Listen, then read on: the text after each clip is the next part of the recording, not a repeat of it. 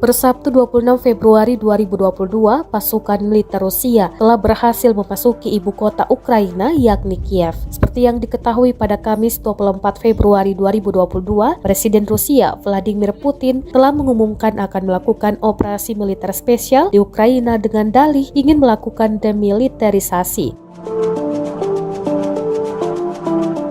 Dalam invasi yang dilakukan oleh Putin ini, masyarakat sipil Ukraina diketahui turut menjadi korban.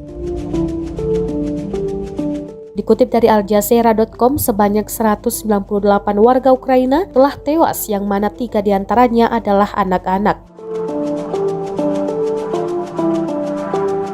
Menteri Kesehatan Ukraina, Viktor Lyasko, menyampaikan sebanyak lebih dari 1.000 warga Ukraina mengalami luka-luka akibat serangan Rusia.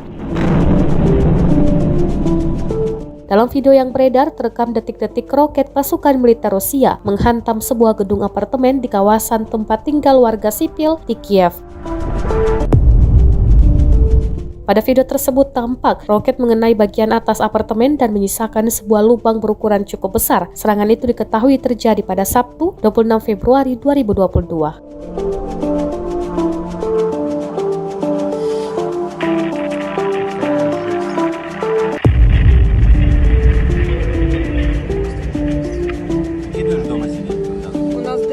Просто в зале дым.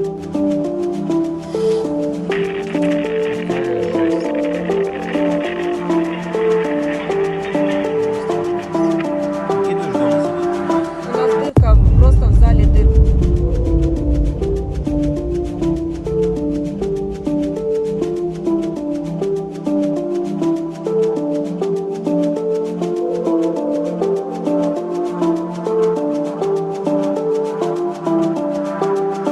Terima kasih sudah nonton. Jangan lupa like, subscribe, dan share ya.